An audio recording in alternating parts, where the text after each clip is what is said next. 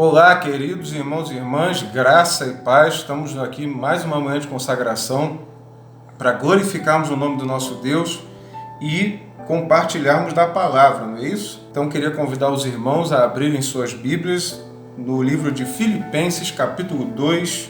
Nós vamos ler os versículos 1 e 2, Filipenses 2, 1 e 2. Vamos falar hoje sobre unidade.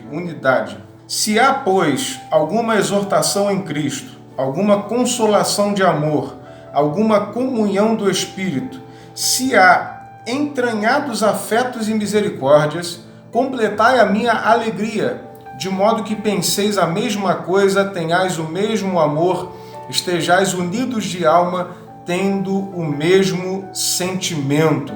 Aqui o apóstolo Paulo vai fazer uma consideração que ele começa, na verdade, no final do capítulo 1, né?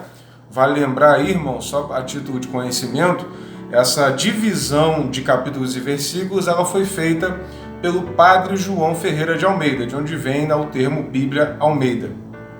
Portanto, nem sempre essa divisão de versículos representa muito bem o raciocínio do texto e a boa interpretação bíblica.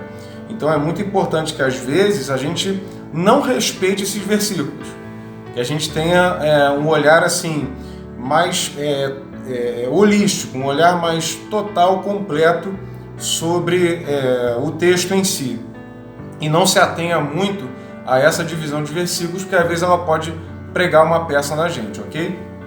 Mas ele começa falando sobre unidade, e ele diz: exortação em Cristo. Primeiramente, o que é exortar? Exortar é diferente de admoestar. Admoestar é você repreender alguém, chamar atenção. Exortar traz o sentido de encorajar. Então ele diz: se há algum tipo de encorajamento em Cristo, alguma consolação de amor, e aí, consolação de amor, nós podemos realmente interpretar esse termo literalmente, né? Verdadeiramente consolar os irmãos em amor, alguma comunhão do Espírito, e aí vamos lá, não é qualquer comunhão, né? Eu já preguei isso uma vez na igreja. Comunhão, quando eu falei sobre a doutrina dos apóstolos, sobre Atos 2, comunhão, pagãos também têm, pessoas que creem em outras religiões também têm, mas a nossa comunhão é no Espírito e pela doutrina dos apóstolos. A nossa comunhão, ela é assim, ela é no Espírito e dentro da doutrina correta. Então ele diz: se há alguma comunhão do Espírito, comunhão, ou seja, todos têm o mesmo Espírito, o Espírito Santo, e nesse Espírito eles trabalham, eles compreendem, eles lutam, né? Eles fazem admoestações, eles consolam, porque todos eles têm o mesmo Espírito, ok? Então, se há alguma comunhão do Espírito, se há entranhados afetos e misericórdias, interessante ele usar o termo entranhado, quer dizer que realmente faz parte da gente, né? Está entranhado, o afeto e a misericórdia, ele está com uma raiz no coração da igreja. Ele diz: completai a minha alegria, de modo que penseis a mesma coisa, tenhais o mesmo amor, estejais unidos de alma, tendo o mesmo sentimento. Então veja bem, pensar a mesma coisa, e aí a gente tem que fazer um paralelo com outro texto que ele vai dizer: pensai nas coisas do alto e não nas que são daqui da terra. As coisas terrestres perecerão, mas as eternas permanecerão. Então quando ele diz pensar a mesma coisa, não é eu estou pensando em futebol, fulano está pensando em basquete. É pensar na mesma coisa, pensar nas coisas do alto. Enquanto nós estivermos em comunhão como igreja, o nosso pensamento, o que nos mantém unidos, é que todos nós pensamos juntos na eternidade, na santidade, na adoração, na oração, na busca por almas, na busca pelo conhecimento de Deus. Nós todos pensamos a mesma coisa, espiritualmente falando. Então ele diz: pensai a mesma coisa, tenha o mesmo amor.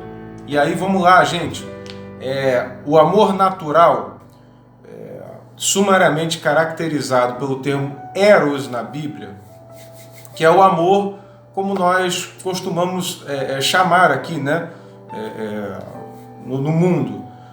Quando você se apaixona por alguém, diz que ama. Quando você, né, teve relações sexuais com alguém, você diz que amou, né? Fez amor. Né? E no grego existem 3 termos para amor: eros, filia e ágape. Quando ele diz tenhais o mesmo amor, quer dizer que os amores podem ser diferentes. O amor natural é aquele que nós temos, mas nós temos de acordo com desejos e interesses. O eros é a caracterização disso. É um amor que nós temos por desejos e interesses. Filia, por outro lado, é um amor que nós temos por afinidade. Nós temos afinidade por alguém. Nós gostamos de alguém, né? Então nós temos o filia. Nós temos afinidade com aquela pessoa. O ágape é o amor de Deus. É o amor que transcende a afinidade. É o amor que transcende o desejo. É o amor que transcende a vontade própria. É o amor que Cristo teve por nós. É o amor que Deus tem por nós. Porque, né, Deus amou o mundo de tal maneira que deu o seu único filho.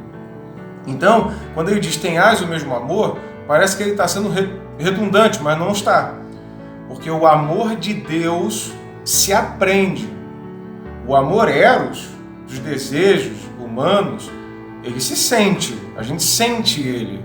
Mas o ágape não. O ágape ele se aprende. E nós aprendemos a amar com o amor de Deus na Escritura, na Bíblia, na Palavra de Deus, através do Espírito Santo de Deus. Ok? E estejais unidos de alma, tendo o mesmo sentimento. E se a gente observar o versículo 3, ele completa o raciocínio dizendo: nada façais por partidarismo ou vanglória, mas por humildade, considerando cada um dos outros superiores a si mesmo. Então vamos lá, gente. É impossível haver unidade da igreja se nós fizermos coisas por partidarismo. O que é partidarismo, amado? É facção. É eu dividir a igreja. Tem um pedaço da igreja que tem uma direção, outro pedaço da igreja tem outra direção, outro pedaço tem outra direção, e aí está tudo partidarizado, está tudo fracionado, está dividida a igreja em facções. Ele diz: não faça nada que vá gerar facções na igreja. Não fale nada que vá dividir a igreja. Porque parte da igreja gosta do hino tal, parte da igreja gosta do louvor tal, e aí eu divido a igreja em 2 grupos. Não. Nós temos que ser o mesmo grupo, que tolera as visões, que tolera os modelos, que sabe dialogar com o diferente, mas que busca a unidade nas coisas que são essenciais. Então, nada façais por partidarismo. Segundo, vanglória, ou seja, não faça nada para se promover, né? E aí nós lembramos de uma das chaves da Reforma Protestante: soli deo glória, glória somente a Deus. Tudo que nós fizermos no culto, tudo que nós fizermos para Deus na igreja tem que ser para a glória de Deus. Nada que eu faço, seja música, pregação, dança, o que for, nada do que eu fizer deve ser para a glória minha. Precisa ser para a glória de Deus. Tudo que nós fizermos que seja para glorificar o nome do Senhor. Só Ele pode ter a glória, Ele não divide a sua glória com ninguém, ok? Mas por humildade, considerando cada um os outros superiores a si mesmo. Entende? Então, fechando o raciocínio, para a gente encerrar, está dando 10 minutos de vídeo, nós temos que considerar os outros superiores. O que é isso? Coração de servo. Coração de servo. Sofreu algum tipo de humilhação por parte da igreja? Sirva. Seja humilde. Sofra o dano, como Paulo diz aos Coríntios. Sofra o dano. Pague o preço. Os humilhados serão exaltados. Mas que jamais as nossas atitudes venham a gerar facções na igreja. Jamais que as nossas palavras venham a gerar divisões na igreja. Que nós estejamos sempre unidos, amados, no mesmo coração, no mesmo sentimento, no mesmo propósito, no mesmo amor. Nada fazendo por partidarismo ou vanglória, mas fazendo pelo Espírito Santo, através do Espírito Santo e para a glória do nosso único Deus. Que Deus te abençoe nessa manhã de quinta-feira e que a graça e a paz do nosso Senhor Jesus seja com todos. Amém.